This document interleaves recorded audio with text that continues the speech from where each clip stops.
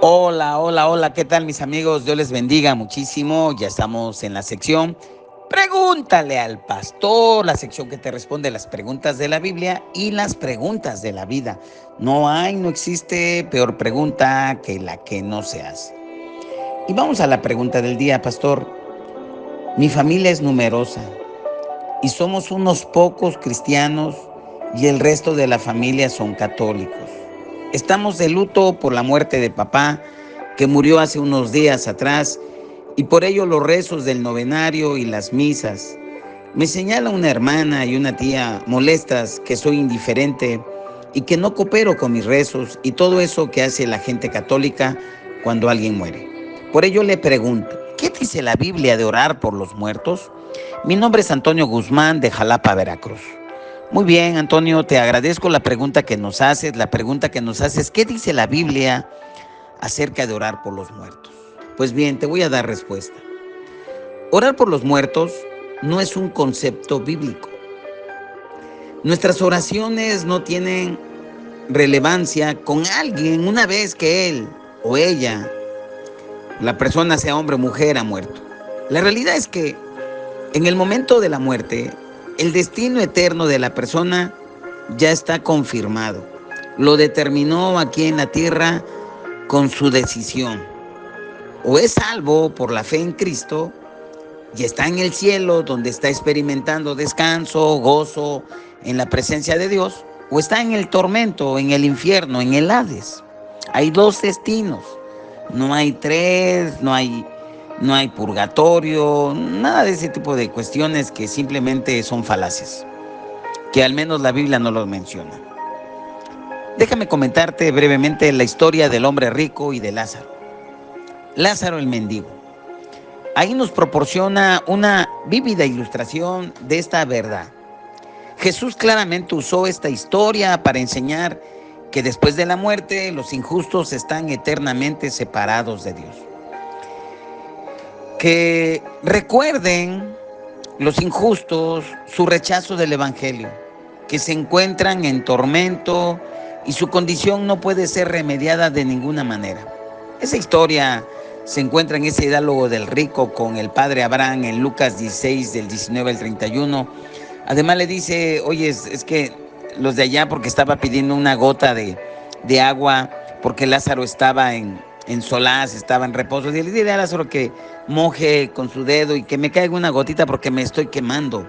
Y dice el padre Abraham, es que no es posible los que están de aquel lado pasar de este lado y los de este lado pasar de aquel lado. Y además una gran cima con ese nos separa. Entonces ahí está, ya los destinos ya fueron determinados en la tierra. Ahora, a menudo las personas que han perdido un ser querido son alentadas para que oren o recen por aquellos que han fallecido y por sus familias. Por supuesto, debemos de orar por los afligidos, pero por los muertos no es el caso. Nadie debe creer que alguien puede ser capaz de orar por él o por ella y por lo tanto después de su muerte puede tener algún tipo de resultados favorables. No, eso ya está el ejemplo de en Lucas 16 del 19 al 31 está esta historia. Bien, la Biblia enseña que el estado eterno de la humanidad está determinado por nuestras acciones durante nuestra vida en la tierra. Dice Ezequiel 18:20, el alma que pecare, esa morirá, la justicia del justo será sobre él y la impiedad del impío será sobre él.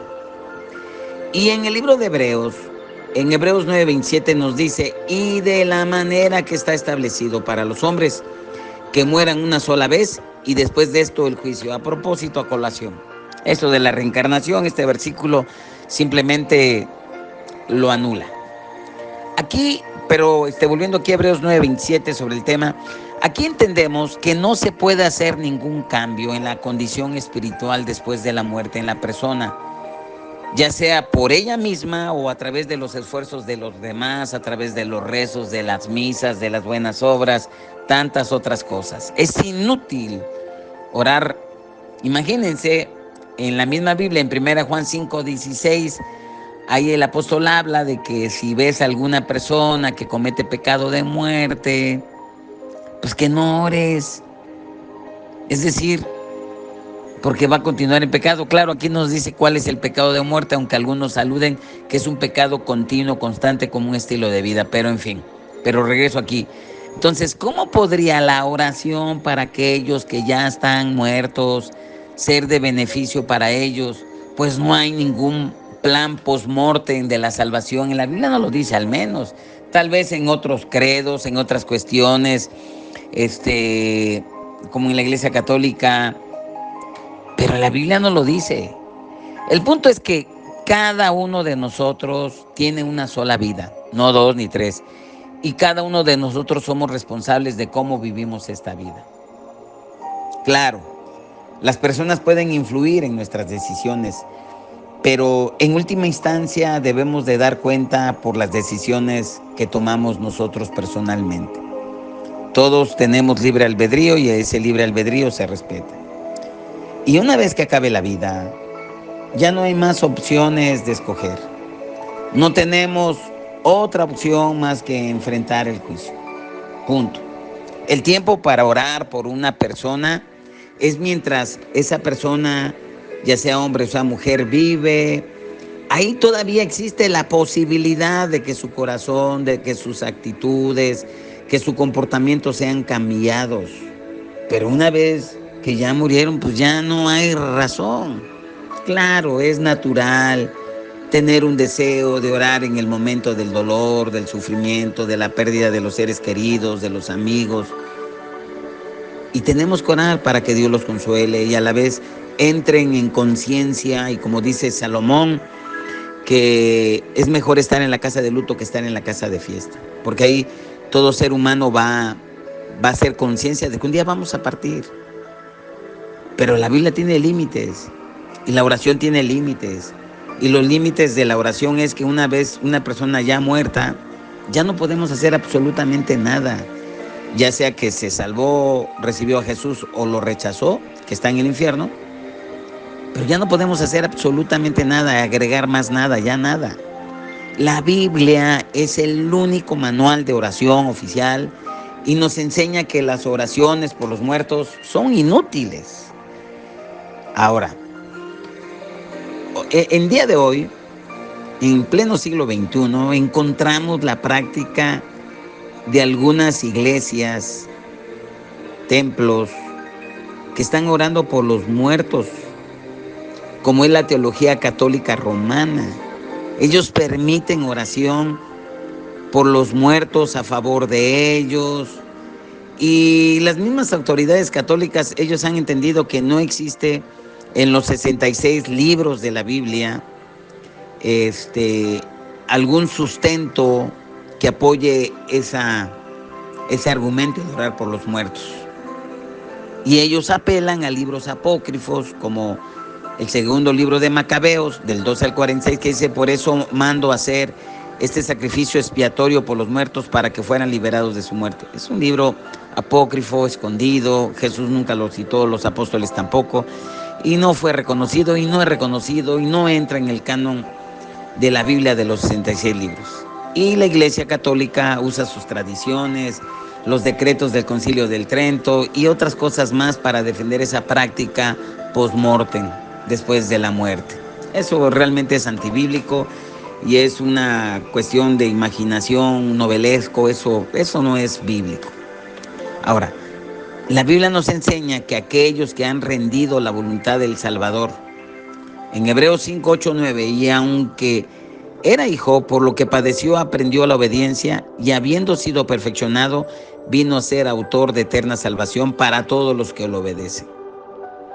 Cuando una persona que ha recibido a Jesús muere, entra inmediatamente a la presencia del Señor después de la muerte. El libro de Lucas 23, 43, entonces, cuando Jesús estaba en el Calvario, uno de los ladrones le dijo: Maestro, cuando venga tu reino, inclúyeme. Y Jesús le dijo: de cierto os digo que hoy estarás conmigo en el paraíso. Entran directamente. El apóstol Pablo en Filipenses 1, 21 al 24 dice: porque para mí el vivir es Cristo y el morir es ganancia. Mas si el vivir en la carne resulta para mí beneficio de la obra, no sé entonces qué escoger. porque de ambas cosas estoy puesto en estrecho, teniendo deseo de partir y estar con Cristo, lo cual es muchísimo mejor, pero en la carne es más necesario por causa de vosotros. Aquí Pablo sabía que muriendo se iba a la presencia del Señor. Y en 2 Corintios 5, el versículo 6 y el 8, así que vivimos confiados siempre, sabiendo que entre tanto que estamos en el cuerpo, estamos ausentes del Señor. Pero confiamos y más quisiéramos estar ausentes del cuerpo y presentes en el Señor. Cuando un cristiano, una cristiana, un hijo, una hija de Dios está en el cuerpo, está ausente del Señor, pero cuando ya no está en el cuerpo, es decir, cuando ya murió, está presente al Señor. Así que esto es lo que nos dice la palabra. Y la pregunta es, ¿qué necesidad tienen entonces las oraciones de la gente en la tierra por los muertos? Pues ninguna.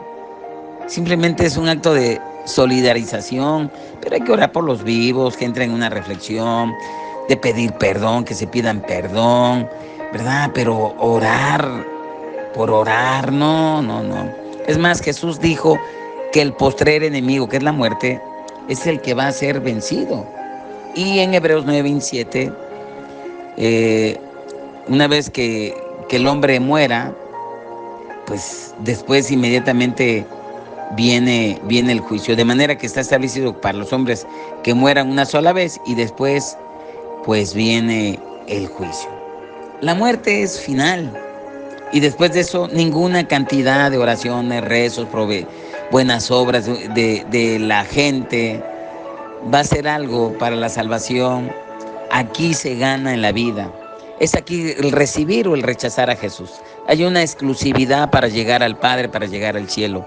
Y esa exclusividad se encuentra en Juan 14:6. Jesús dijo, yo soy el camino, yo soy la verdad, yo soy la vida, nadie viene al Padre sino a través de mí. Es a través de Jesús, a través de ese sacrificio maravilloso. ¿Se acepta o se rechaza? Pues esa es mi respuesta que te doy. Estimado amado, Dios te bendiga muchísimo, gracias, estamos orando por ti, que Dios te fortalezca y por todos los amados, es el tiempo de salvación hoy. Recibe a Jesús, recíbelo, acéptalo y te invito a que vengas a un lugar donde tengan a la Biblia como la única autoridad, donde alaben en el nombre de Jesús, gente que es nacida de nuevo. Que el Padre te bendiga mucho, los invito a que visiten nuestro canal Centro Cristiano Córdoba Amando y Venciendo, que nos regalen un like, comparten nuestra información, nuestros videos, toda nuestra información. En nuestros muros están también las prédicas escritas. Así que muchas gracias, Dios te bendiga muchísimo y te recuerdo, no hay peor pregunta que la que no se hace. Bendiciones.